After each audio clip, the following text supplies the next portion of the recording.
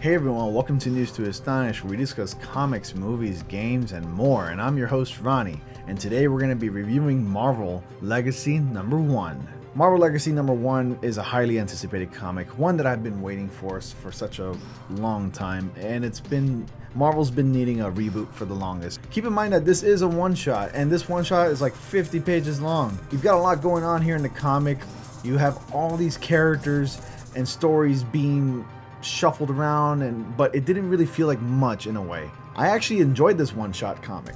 I'm going to get specific here in a sec, but I just want to point out that sometimes stories like this do bombard you with so much information that it becomes overwhelming.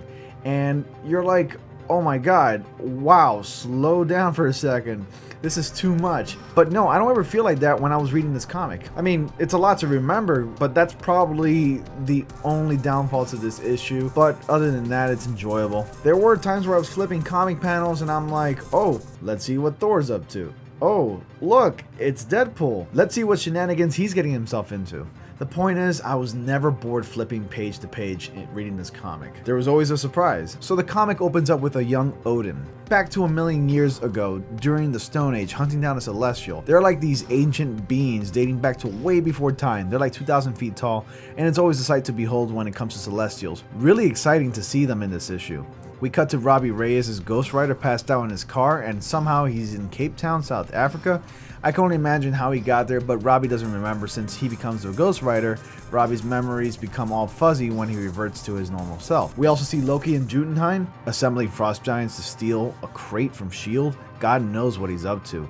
Always up to mischief since he's the god of mischief. Of course. Captain America is in hiding after the events of Secret Empire, since the one that was ruling was a doppelganger. Tony Stark was in a coma, his body mysteriously disappeared, so yeah, he's back. I'm really excited to see where this comic goes from here, and perhaps one of my favorite comic panels of all time in this issue is the one with Deadpool sitting in the bathroom stall, taking bullets from a bunch of cops just firing away. For some reason, this panel speaks to me.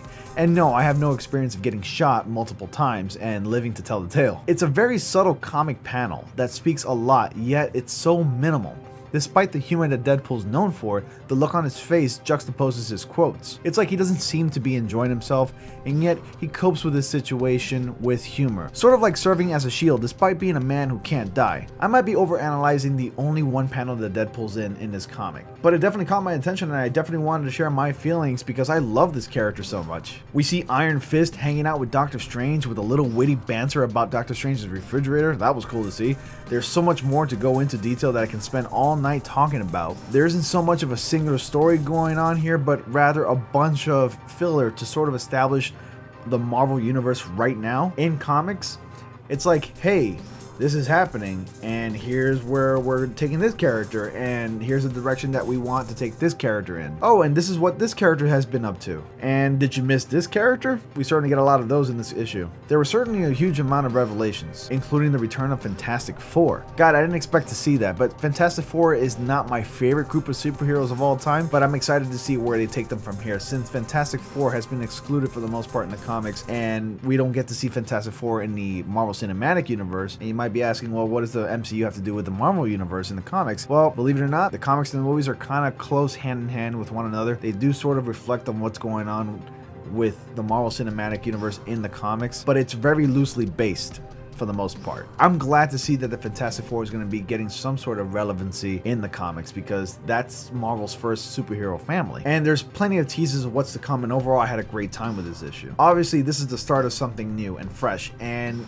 whilst at the same time it could potentially be the start of something familiar and nostalgic, and what led me to believe that was that a few characters in this comic said certain things that made me question myself and saying, are they going to go back to this? And of course, what's a comic review without talking about the artwork? If you see my review for Secret Empire, I wasn't a fan of the artwork. It was very inconsistent and there was a lot of shadows and dark shading. You were able to distinguish between artists, and that just threw me off, and it served more like a distraction to me when I was reading the comic books. Not with this one, no. Now, if you want to make an impression for the millionth time, it better be awesome. The artwork was awesome. Shades, colors, level of detail were used appropriately. I couldn't ask for better. My only complaint I have with this issue is the involvement with the Infinity Stones. It does go without saying that the Infinity Stones are kind of a big deal right now, since we are getting the Avengers Infinity War film coming soon, next year. Marvel's really trying to capitalize on the Infinity Stones, and they tend to blend in elements from the MCU with the comics, which they don't need to, but it's a business and businesses need to make money. And that's what I mentioned earlier. You know, Marvel Cinematic Universe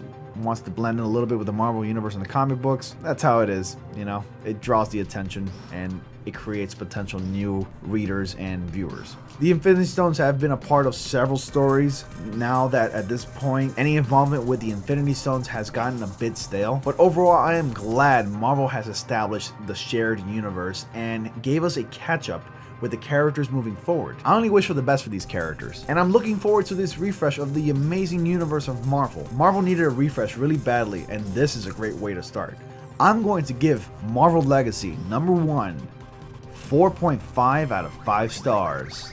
Well guys, that was my review. What did you think of it? What do you look forward to the most in the Marvel Universe of comics? Hit that like button, subscribe for more, and I will see you all in the next comic panel.